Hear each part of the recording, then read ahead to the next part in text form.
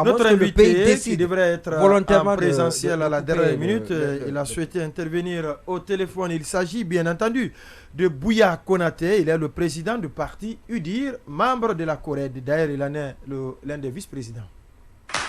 On refait le monde, l'invité. Monsieur Bouya Konaté, bonsoir. Bonsoir Monsieur Condé et bonsoir à vos auditeurs. Merci d'avoir accepté notre invitation. Monima voudrait vous poser Oui, la bien première sûr, question. je voudrais lui poser la première question, mais je voudrais me C'est rassurer. toujours un plaisir d'être avec vous. Je sais que mon ami Monima a beaucoup de balles pour moi. Non, pas du tout. Non, je voudrais me rassurer. Je voudrais me rassurer que si vous n'êtes pas venu, c'est pas à cause de kidnapping. Donc, non. Qui en cours actuellement contre les acteurs politiques, comme vous le qualifiez. J'espère que le CNRD nous évitera ça et qu'on ne se retrouvera pas encore dans la barbarie et dans la dictature au moment où nous parlons de la refondation et le retour à l'ordre constitutionnel. La Guinée a une histoire. Donc, vous n'avez pas peur d'être arrêté? Non, pas du tout. Vous n'avez pas peur d'aller en prison? Non, c'est pas ça. Aller en prison n'est pas ma vocation. Je suis un être libre qui connaît la loi guinéenne. Non. Et je suis un Vous savez pourquoi politique. je le dis? Parce que il y a Marouane qui vient de rappeler tout à l'heure les chefs d'accusation contre Cellou Baldé, entre autres, son appel, son soutien aux manifestations des FNDC. Et vous l'avez fait. C'est vous d'ailleurs qui avez lu cette déclaration. Après la marche, est-ce que vous ne risquez pas? Voilà, justement. Il faut essayer de différencier les choses. Moi, je suis le premier vice-président de la CORED. Et la CORED est partie prenante d'Équateur aujourd'hui qui réclame des points d'achèvement pour aller au dialogue. En ma qualité, j'ai lu un discours. Nous avons les mêmes revendications que les acteurs de la société civile. Raison pour laquelle nous disons qu'ils ont notre soutien. Et ce soutien aussi est le même soutien que nous accordons au CNRD pour qu'il y ait la réussite de la transition. On ne peut pas taire toutes les voix discordantes. Vous êtes en train de nuancer votre discours, hein? J'espère qu'ils ne feront pas les mêmes erreurs du passé. Alors, comme il le dit, est-ce que, vu tout ce qui se passe, est-ce que c'est un risque gros que vous avez pris hier en lisant justement cette déclaration? Ou tout au moins, vous l'avez lu et puis vous l'assumez? Le jour où j'aurai peur d'assumer ma qualité d'homme politique, je quitterai la politique. Le jour où j'aurai peur d'assumer ma qualité d'homme politique, je vais quitter la politique. J'assume ce que j'ai fait hier et j'assumerai les conséquences qui en résulteront. Est-ce que, dans quelles circonstances, selon vous, Cellou Baldé a été arrêté hier, puisqu'on nous dit que c'était juste après votre rencontre d'hier? Bon, ça, je ne comprends vraiment pas, parce qu'aujourd'hui, on est en train de kidnapper les uns et les autres sans cause culpable. Cellou Baldé, nous avons fait la réunion, nous avons travaillé ensemble après le discours des 4 coalitions. Nous avons travaillé sur le document technique que nous devrions adresser à la CEDEAO et à l'équipe technique qui est en Guinée, parlant du chronogramme et des 10 points. Le travail sur les 10 points, les partis à éliminer qui ne sont pas importants pendant cette transition. Et Cellou Baldé, tranquillement, il a quitté la réunion. Je ne vois pas en quoi hier il peut être arrêté, parce qu'il en est de rien à part être les 40 et quelques personnes qui étaient là-bas en tant que militants et acteurs politiques de différentes coalitions. Oui, allez-y. Mais est-ce que vous ne pensez pas que cette arrestation est un message pour vous tous, comme pour vous dire que vous ne devez pas vous associer à encourager des manifestations? Non, c'est pour vous dire qu'ils sont en train d'essayer de bâillonner tous ceux qui ont des voix discordantes, de pousser les personnes à la clandestinité et faire taire les gens. Et disons-nous la vérité, le coup d'État du 5 septembre n'a pas été perpétré pour ça. Ça a été perpétré, par contre, pour ne plus que ces mots de la société guinéenne encore se perpétuent sur la société guinéenne. Oui. C'est de cela qu'il s'agissait. Mais si on revient encore au pire que ce qui se passait pendant le régime du professeur Alpha Condé, prions pour que la Guinée sauve ce pays. Oui, Habib Marwan. Oui, d'accord. On va revenir sur ce qui fait l'actualité. Au-delà de cette arrestation de Cellou Baldé, il y a 2 missions de la CEDEAO dans nos murs. L'une technique, l'autre politique. Quelles sont vos observations, vos analyses et en même temps, quelles sont vos attentes Parce que vous n'êtes pas convié par la première mission, la mission technique. Tout ce qui part dans le sens de la cohésion, de l'inclusivité, de la compréhension des uns et des autres, parce qu'on n'est pas dans une transition pour qu'il y ait deux camps. Nous, on a toujours prôné un mouvement d'ensemble, l'inclusivité et la prise de décision collégiale. Nous disons, la partie technique qui est en Guinée aujourd'hui, il y a une proposition du CNRD et de son gouvernement qui est aujourd'hui inacceptable pour certains acteurs de la société civile et des acteurs politiques. S'ils parviennent à décortiquer, voir ce qui va, ce qui ne va pas, nous aurons nos arguments pour proposer cela à la partie technique. La partie politique aussi, nous avons réclamé qu'ils soient là pour que, ensemble, la chose que nous voulons concocter, que nous allons ensemble acheter les condiments et venir mettre ces condiments ensemble pour que le goût qui sera après, que chacun puisse assumer cela. C'est de cela qu'il s'agit. Nous voulons le faire ensemble. On ne veut pas qu'on nous impose des choses. On est en transition. Il n'y a pas de pro-CNRD, il n'y a pas d'anti-CNRD. Mais il y a le CNRD, la société, la classe politique, pour qu'ensemble nous travaillons pour le retour à l'ordre constitutionnel. Alors, vous disiez tout à l'heure qu'après votre déclaration hier, vous avez travaillé sur le document technique à soumettre à la mission technique. D'abord, vous dites que vous avez élagué certaines tâches recommandées par les autorités. Quelles sont les tâches que vous avez exclues? Vous savez, les 24 mois que la transition veut inclure dans le retour à l'ordre constitutionnel, vous savez, l'État, c'est une continuité. Au temps d'Alpha Condé, ils ont engrangé le recensement général de la population et de l'habitat. C'est financé par le FINIAP. Ça peut continuer son processus. Ça n'a rien à voir avec le retour à l'ordre constitutionnel. Il faut qu'on sache faire la différence et nous permettre aujourd'hui à la population guinéenne et permettre la Guinée au retour à l'ordre constitutionnel pour qu'il y a des fonds que nous perdons. Ne voyons pas un président qui veut s'éterniser au pouvoir, des ministres qui sont en train de gagner leur compte sans rendre service à la Guinée, mais plutôt se servir, qui ne sont pas aptes à dire la vérité au CNRD, qui ne connaissent pas assez de ce dont on parle de la gouvernance. Mais il faut qu'on accepte que la Guinée soit un pays démocratique, un pays qui accepte l'alternance. La dictature ne peut pas être acceptée ni cautionnée en Guinée maintenant. Alors, on va dire que vous ne voulez pas du recensement général, mais est-ce que le recensement à caractère d'état civil, vous le maintenez? Mais personne ne compte le recensement général. Essayons de faire la différence. On dit juste que ça ne doit pas être lié au retour à l'ordre constitutionnel. Les préparatifs des élections, mais tout ce qui est recensement, tout ce qui peut encore améliorer la vie et les conditions de travail des citoyens guinéens, sincèrement, chaque action est salvatrice. Maintenant, dire on ne peut pas organiser les élections sans faire ceci, sans faire cela, qui n'a aucun lien avec les élections, c'est ça nous dénonçons. Maintenant, un recensement à caractère d'état civil aussi, qu'on se dise la vérité, on ne peut pas tirer un fichier électoral de ça. On ne peut pas tirer un fichier électoral de ça. On a un fichier électoral aujourd'hui qui a été audité, qui est presque accepté. Le fichier électoral, hier, il y a certains qui n'étaient pas dedans. Aujourd'hui, il y a d'autres qui ont la maturité, qui ont plus de 18 ans. Au fait, il faut accepter de ne pas balayer déjà l'existant. Il faut améliorer l'existant. L'existant qu'on a, il faut l'améliorer. On ne cherche pas à balayer l'existant. Il y a un fichier électoral qui existe. Mais l'argument placé par... Depuis 10-20 ans que rien n'a été fait en Guinée, il faut qu'on soit un peu sérieux. C'est pas vrai. Oui, mais au-delà de cette négation, aujourd'hui, l'argument placé par certains membres du CNRD, c'est le rejet du fichier à l'époque d'Alpha Condé par cette autre classe politique. On se souvient. Ceux qui étaient de l'opposition à l'époque. Est-ce que vous ne pensez pas opportun pour une fois pour toutes que cela soit résolu, que la question du fichier soit réglée? Vous savez, le CNRD aujourd'hui n'est pas partie prenante des élections. Ils n'ont qu'à se mettre dans la position d'arbitre. Okay. Aujourd'hui, gloire à Dieu, les acteurs majeurs de la vie politique sont ensemble. On a une base.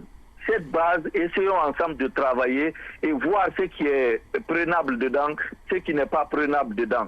Et que tout le monde soit engagé pour que ça soit un fichier accepté de tous.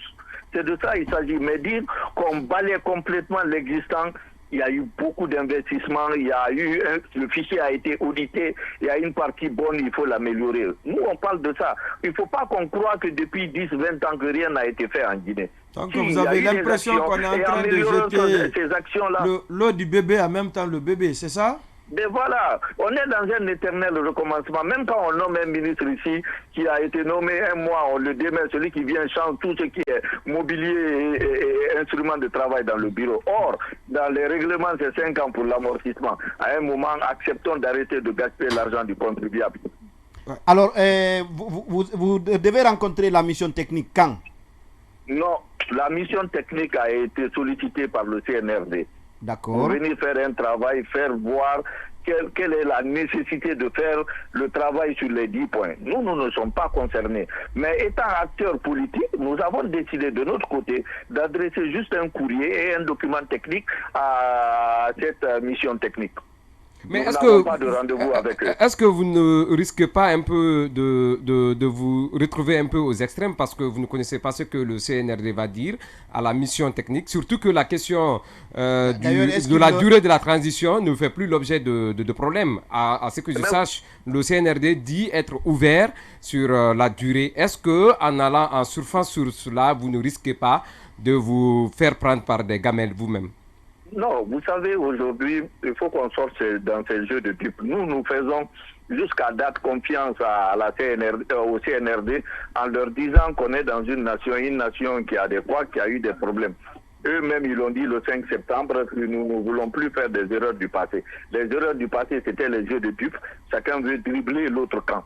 Aujourd'hui, mettons-nous ensemble. Nous, jusqu'à date, nous le faisons comprendre, tout en sachant qu'ils ont fait beaucoup d'erreurs.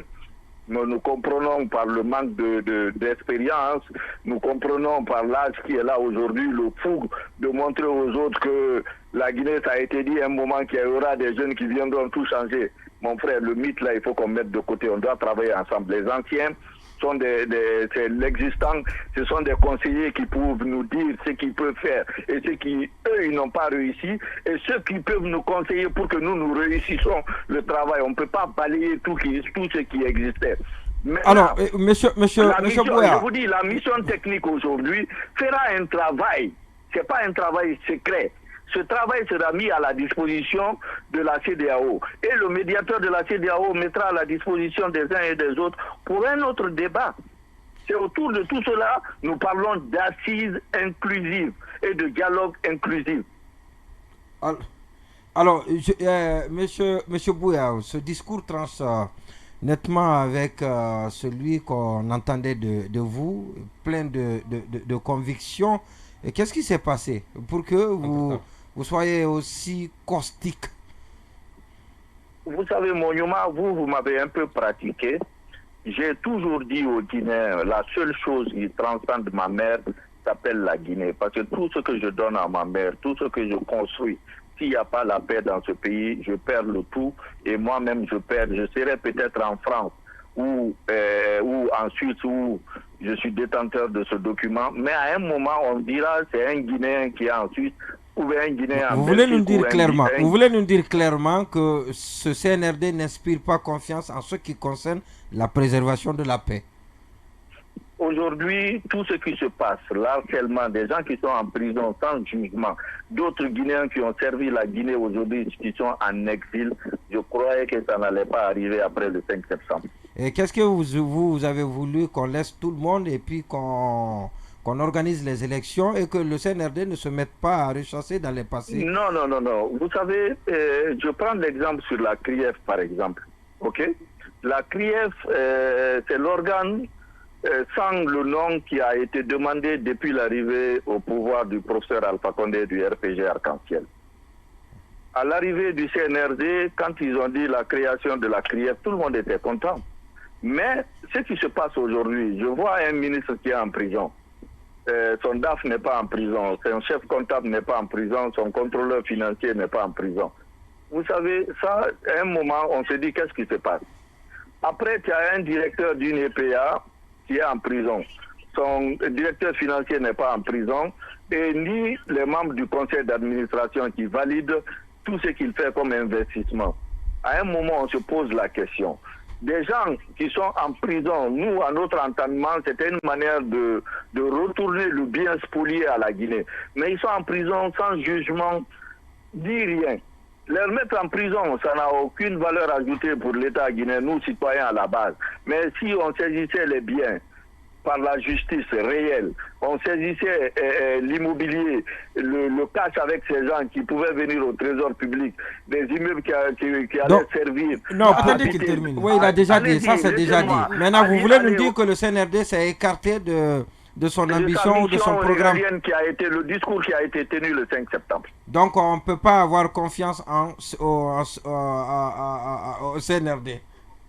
Actuellement, on est en train de dérouter, j'espère qu'ils reviendront à la raison. Alors, aucune œuvre humaine n'est parfaite, mais nous sommes là pour leur dire que la recherche le combat que nous sommes en train de mener aujourd'hui, cette critique objective n'est pas contre le CNRD, mais c'est leur rappeler qu'il y a des Guinéens qui ne sont pas d'accord de leur manière de gérer. Vous n'avez pas confiance au CNRD et quelle que soit leur volonté, ça veut dire que vous ne viendrez pas autour de la table et vous pensez que tout ce qui est dit... Ça n'a jamais été dit qu'on n'a pas confiance et qu'on ne vient. Aujourd'hui, si vous analysez réellement ce qui se passe, est-ce que c'est le CNRD, le gouvernement qui ne veut pas venir autour de la table ou c'est la classe politique? Il faut qu'on se pose les bonnes questions. Et qui ne veut pas venir? Aujourd'hui, vous nous dites... Qui ne veut pas venir? On met des médiateurs qui doivent venir vous convaincre pour venir autour de la table.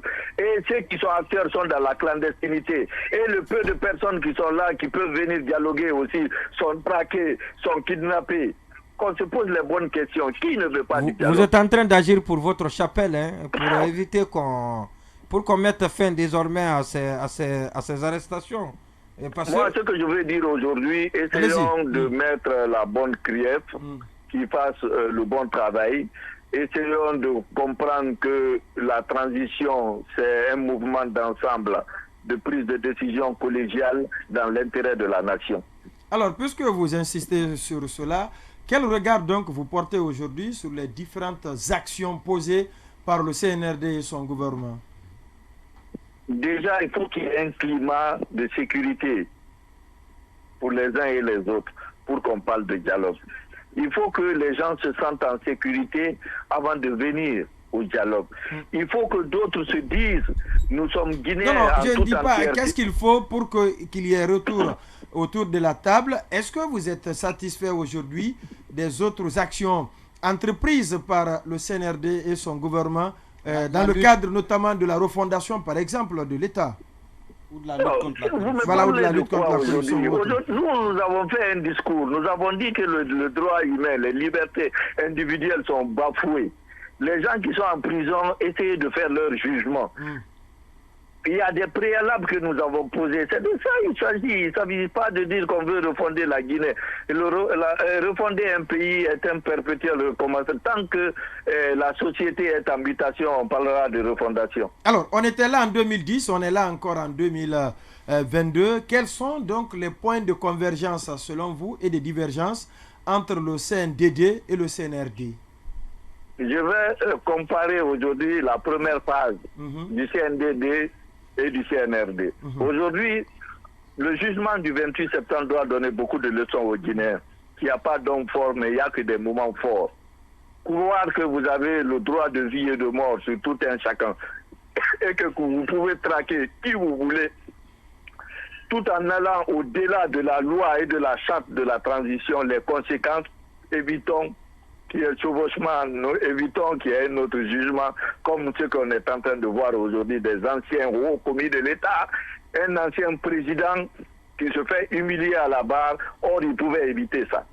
Espérons qu'on ne revive plus pour ça encore. Le colonel Mamadi Doumbouya, j'ai vécu autour de tous ces gens, Dadi Sekouba, Babadi Doumbouya, je sais qu'un président est facilement isolable. Aujourd'hui, il est isolé. Quand tu discutes avec lui, il a la bonne, ferme volonté de réussir les choses, mais ce qui se passe sur le terrain est différent.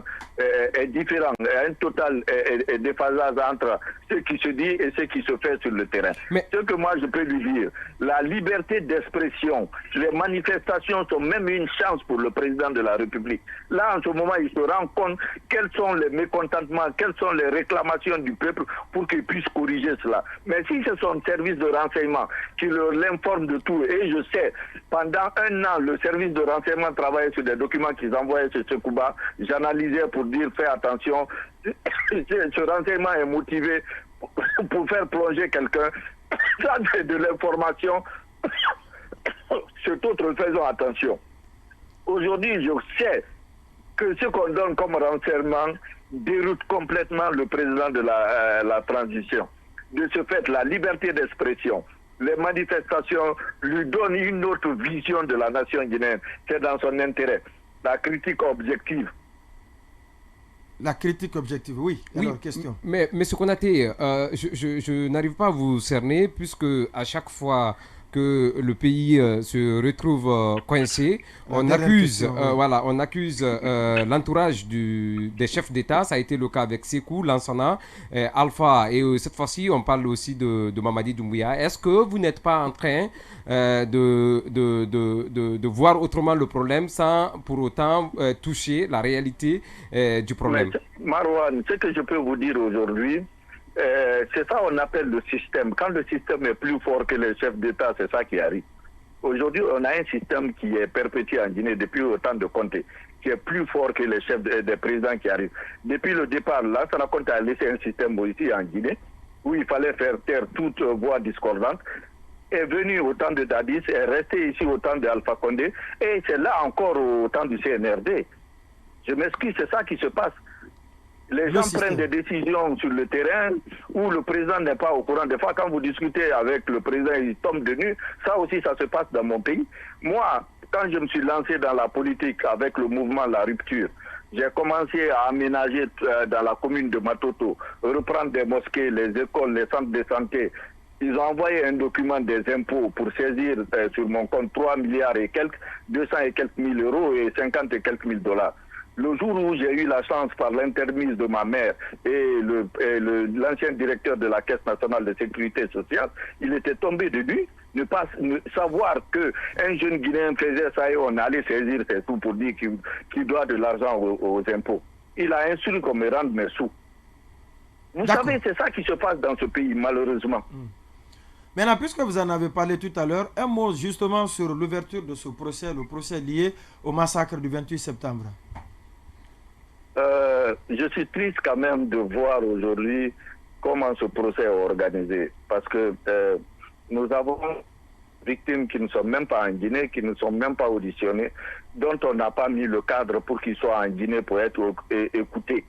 Il fallait des préalables. La Guinée, on fait les mêmes erreurs.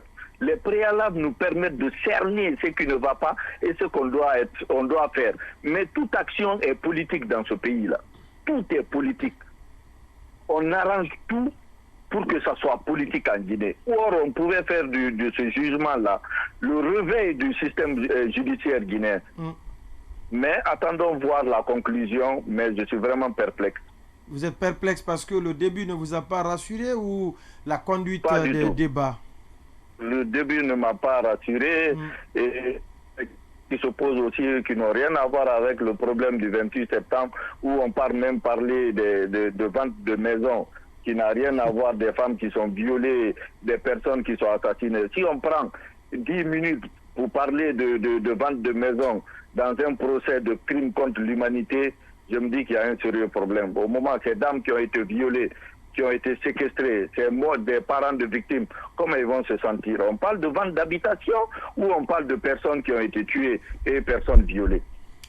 Bouya Konaté, président du parti UDIR, membre de la CORED, merci à vous d'être passé dans cette émission.